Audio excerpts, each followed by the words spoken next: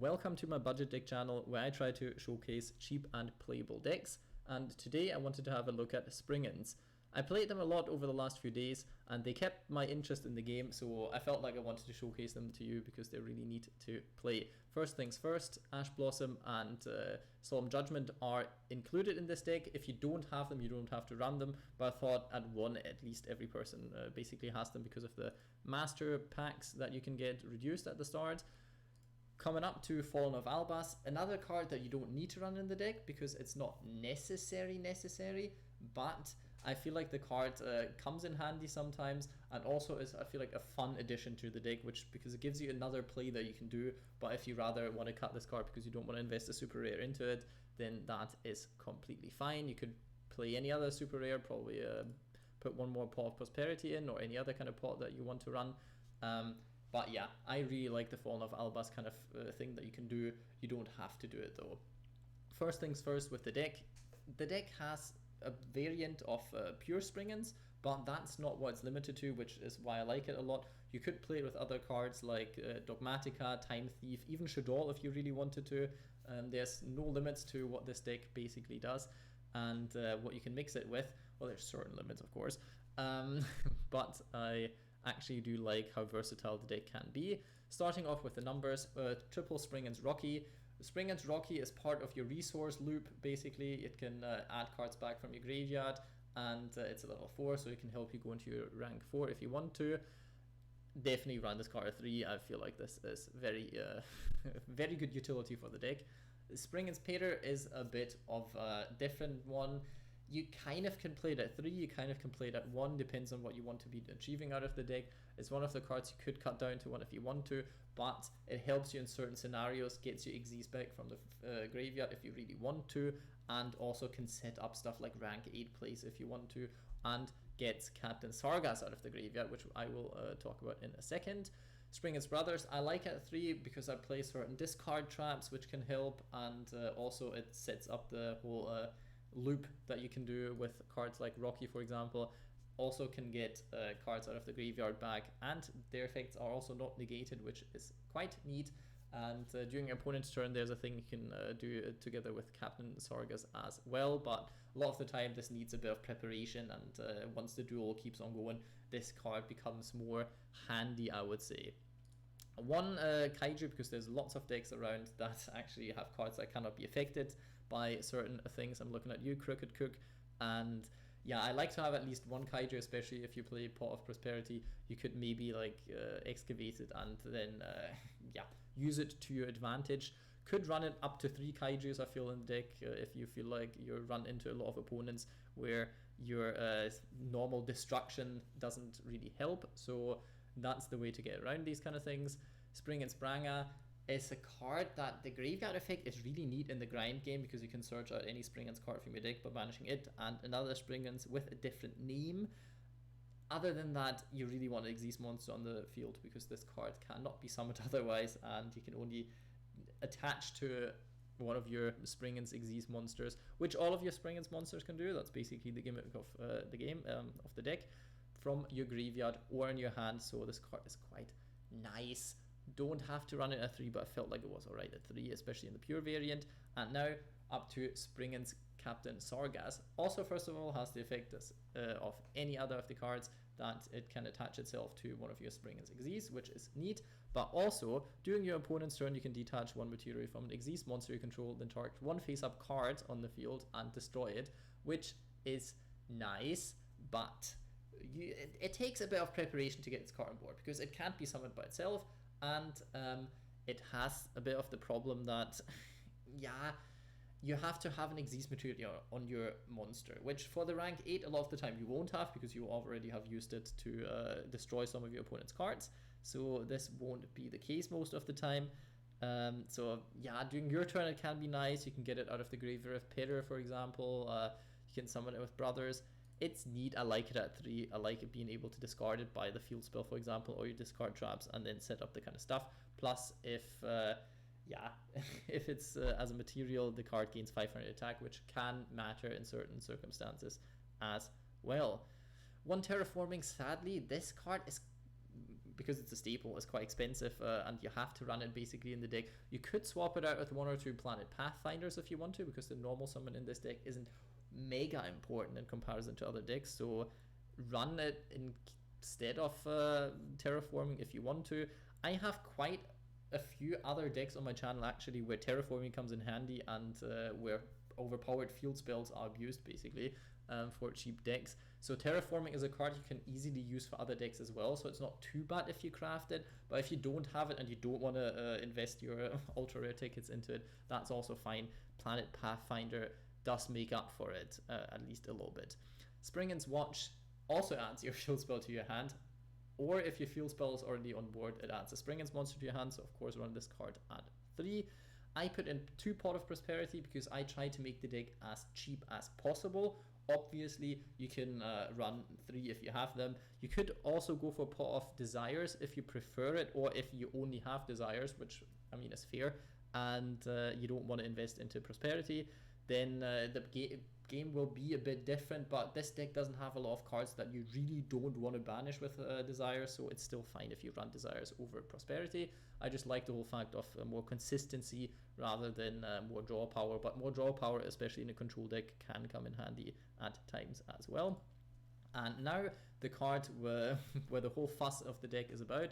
You have already noticed it's quite important you get this card on board, especially at the start, because if you don't control any Springans Xyz monsters, not Xyz monsters or anything, Springans Xyz monsters, you can discard 1 Springans card from your hand and special summon 1 Springans Xyz monster from your extra deck. Won't have material, but obviously your monsters can attach to it, so that is quite nice, and has a different effect if your face-up Xyz monster leaves the field by card effect. You can make 1 opponent's monster not attack, which can be quite handy, especially in a control-y kind of deck. It's neat, but obviously the first effect is the power effect of the deck, and that's why it was a play starter for the deck, so you kind of want to be able to have this card in your opening hand. Another card that helps with this is Springans Booty, because you contribute it and actually activate 1 directly from your deck or graveyard, so it also recycles, which is quite nice. Also has a different effect where if in a face-up Xyz monster you control leaves the field by card effect, you can target 1 effect monster your opponent controls, and neither player can activate that effect monster's effect on the field this turn. Sadly, it doesn't negate, so it doesn't come in as handy, but it can be helpful sometimes. Well, not all the time, but sometimes. Now to the trap lineup, and there I want to say something. You can play this deck go second. This is not necessarily a go first deck because it's kind of grindy.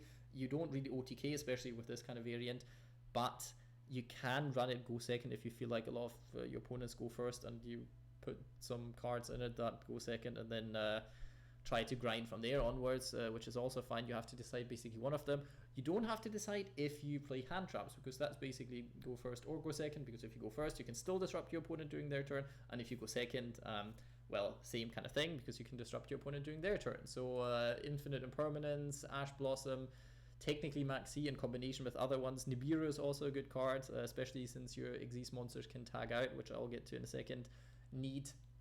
Yeah, other than that, if you want to go pure go second, you can play Lightning Vortex. Also, the trap lineup isn't set in stone. I like Torrential Tribute because your Xyz monsters can tag out. Other than that, you can play basically any trap card you want. That's just kind of the lineup that I decide to go with. Could go for Dogmatica Punishment if you want to go for the real controlsy variant. Dump 1 of the fusion monsters to the graveyard to outgrind, get rid of your opponent's monsters. And you don't really have to go into the extra deck with this deck too much. You can, but you don't have to, which is quite neat actually for the deck. 2 Paleozoic Dynamiscus I run because of getting rid of certain continuous spells or traps that could be dangerous to your monster effects. Skill Drain, and yeah, that's the reason why I would run this card at least at 2, because the main spell trap card removal basically comes from your Xyz monster, so that's yeah, why this could be coming in handy against cards that maybe stop your monster from being able to get rid of them. Springans Blast, a card that I ran at 2, you can run at 1. It's sometimes better than stuff like Infinite Impermanence, because if your opponent Lightning Storms it literally at the start of the turn, you can still disable one of the main monster zones if you have a Springans monster on board, which is the problem with this card. Obviously, sometimes you don't have the setup, but a lot of the time you aim to. Could run it at 1 if you want to, don't have to, but I like it at 2. Solemn Judgment, just overall great go first card. Divine Wrath, because your monsters have effects in the graveyard and by being discarded, and I like kind of these discard effects, and monster effects are the biggest problem I feel in this game still, even though back row is significantly stronger in a best of one. Still, yeah, you don't have to play it, but I felt like it's quite a good normal counter trap. One Phantom Knight's Fogblade could help you stall if your opponent can't get rid of this card, or also you can easily get rid of it and stall your opponent a bit. Also, yeah, it's overall a good rare card, but you can play any kind of trap holes and whatnots to slow down the game as well if you like. One Springans Interluder, since this card is searchable, I felt like it was fine at one. Can help you negate activations of your opponent's card effects if you haven't Springans Xyz monster you control, which sometimes you do, sometimes you don't. It's a really good card if you have the setup. It's a mediocre card if you don't have the setup. Well, technically a bad card if you don't have the setup because you can't use it, but you know, that's the problem with this card. For the extra deck, one Glory Dragon, literally because you can get rid of one level 8 or higher monster of your opponent with Fallen of Albas, because when this card is normal or special summoned, you can discard one card, fusion summon one fusion monster from your extra deck using monsters on either fieldless fusion material. So that is quite nice, and since if you normal summon this card during your turn because you drew it, then you have a bit of a problem because the other one uses one effect monster special summoned this turn, which a lot of the time the opponent won't special summon during your turn, so this will be a bit problematic. So maybe they have one level 8 or higher monster, another option that at least you have. Triple Iron Dash Dragon, because you can send it to the graveyard with your Springans Merrymaker, so you can plus off of the effect in the end phase, which can disrupt your opponent with Fall of Albas. Also can add you Springans to your hand / field. So this card I felt like was a good inclusion since it's only rare, could do whatever you want. For the rank 4s, it's basic good stuff if you want to do certain kinds of things.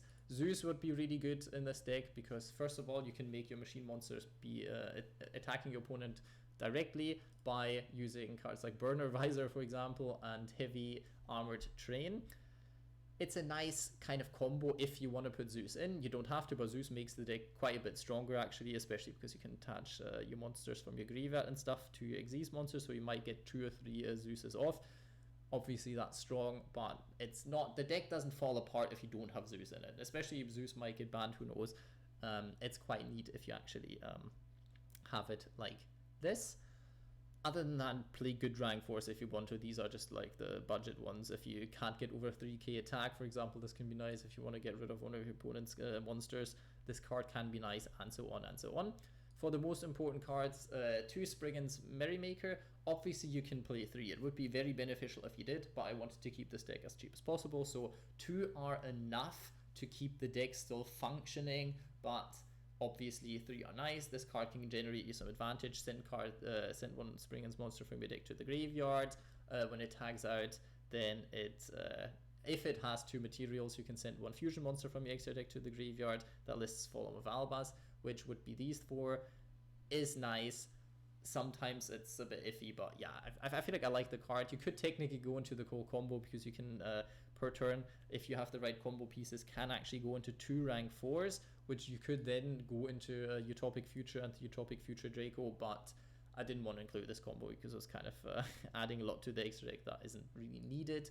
Springans Ship Explorer, wow, very annoying to say, is a nice card, especially going second and in the grind game, because every turn, if you have the right setup, it can blow up to like tons of cards of your opponent that they place next to each other, so they will see once they play against the deck a few times, but nobody really knows this deck. They'll have to look where they place their cards actually, so you can't battleship style sneak them out and kill a lot of them. But I feel it's good spell trap card removal because a lot of the time they have to somewhat place them next to each other at least, and it can remove like 2 or 3 cards per turn if your opponent doesn't play well, and if your opponent plays well, it can still do certain things, and reoccurring every turn can be nice. Other than that, yeah, it has the effect that every Springans has, you can banish this card until the end phase during your opponent's main or battle phase, which is neat. stops you from being hit by Torrential Tribute, for example.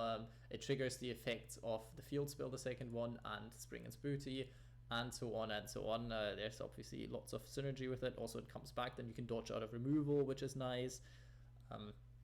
Yeah, overall, pretty good card, I would say. Would obviously play it at 2 if you can, but I wanted to keep it at 1 because, yeah, I don't know, it's an ultra rare, and 1 is fine, 2 is better, is kind of the thing. If you place them in the extra monster zone, you can use a gravity controller. Sometimes the effect of gravity controller can come in handy, but also if you want to send it to the graveyard because you can revive it with certain other cards, then you get to use your field spell again because you don't control one Springans Exist monster, since you can't attack them out during your turn. So that's a card basically to get rid of your Springans. In theory, you usually would do it differently, would use a different link monster or use good cards to get rid of them. But yeah, this is like the cheap kind of way. Proglio could come in handy sometimes, so I wanted to include the card. Technically, you can use any other link to. Nightmare Phoenix comes to mind, Cerberus, for example, is neat with the discard effect as well. Lots of stuff you can do. I felt like Proglio, at least, it came up once for me once I played. It wasn't really game deciding, but it can be. So I felt like I wanted to include this card. Other honorable mentions are Called by the Grave. Yeah, stops your opponent from using Ash Blossom, and you actually get to your field spell. Foolish Burial can come in handy, but I wouldn't say it's like the most necessary card, actually. You could run it if you have it. You don't necessarily need to, even if you have it. Yeah, that's it with the deck profile. Hope you enjoyed it. Hope you enjoy playing the deck. It's really cheap, it's really fun, and I've not seen it at all played against me so far in Yu-Gi-Oh! Master Duel and in real life.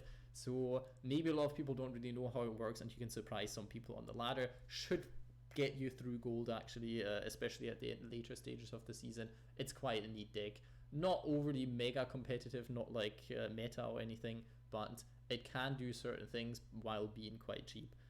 Hope you enjoyed the deck profile, and I hope you have a good day.